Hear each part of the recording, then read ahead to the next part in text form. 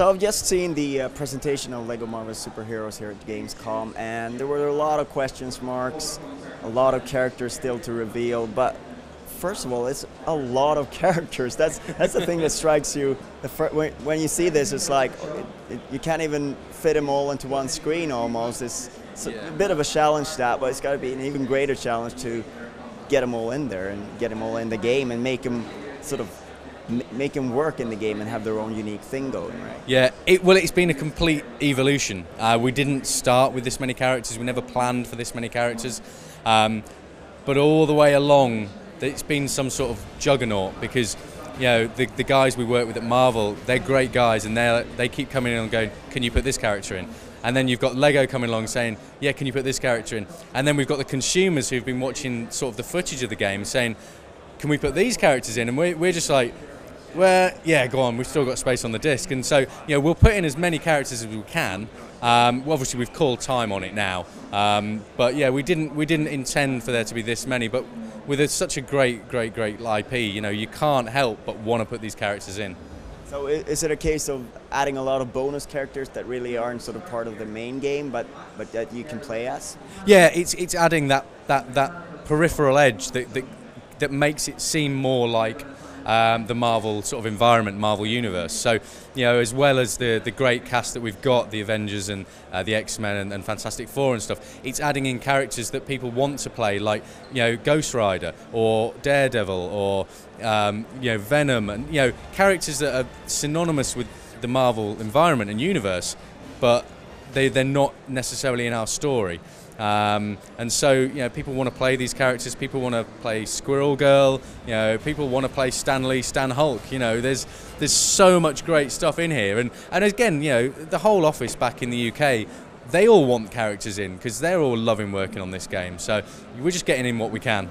So I got to ask about that, the inclusion of Stan Lee. Like, how did that come to be, and sort of what was the thinking going on there? When me and the guys first started putting pen to paper, the first thing we wrote down was Stan Lee. We wanted to get Stan Lee to be the civilian in peril. You know, the guy in the level that's stranded and stuck. And yeah, he's the king of cameos. He's cameos in every movie. We had to get him in the game, and you know, I never ever thought that we'd get him in the game and have him do his own voice work and get to meet him and introduce him at Comic-Con. You know, it's been, again, another snowball effect of the greatness of Lego Marvel Superheroes. And it could be said that it's perhaps one of the most fun characters to play as well, because he's so versatile. Yeah, because he can do everything. You know, he can fly, you know, spin webs like Spider-Man. He can do Human Torch fire bursts. He can super sense. He can stretch like Mr. Fantastic. He can transform into Stan Lee Hulk. You know, he is pretty much like the key character for the game, which is why you can't unlock him until quite late on, obviously. Yeah, it's sort of a game-breaking character. Potentially, but yeah, thankfully not. Yeah, so we had to be very careful how we unlock him. But apart from all the sort of fan favorites, it seems like you've also dug out a couple of characters that perhaps no one would ever think of that would be included in a game like this. Could you give any examples of that?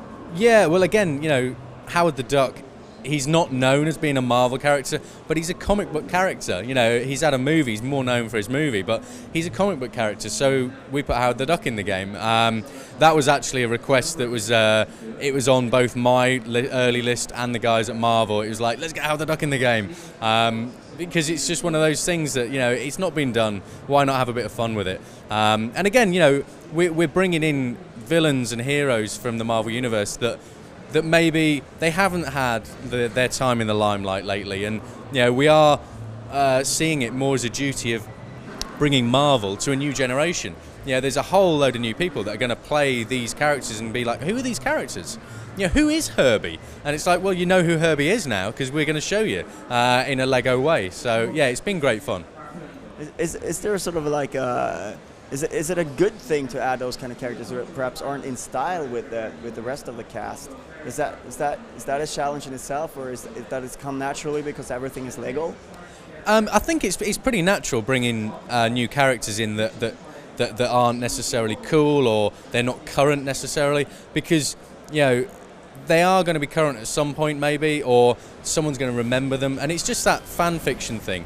We're trying to do justice to the brand, create a great game, but also there might be some guy somewhere that like really likes a certain character, and it'll make his day just unlocking that character in the game. So we're just trying to make sure that we appeal to everyone with this game, and everyone's going to love it. Right, so final wrap-up question. I understand you got to get back to the studio and you've got a lot of work to do. Will you hit that release date? Oh, of course we're going to hit that release date. We are going to be out there day at launch. We're going to be launching on next-gen consoles. We're going to be there on the street. People are going to love this game. Thank you very much for your time. Thank you. Cheers. I'm gonna spangle you till you see stars. Oh, really?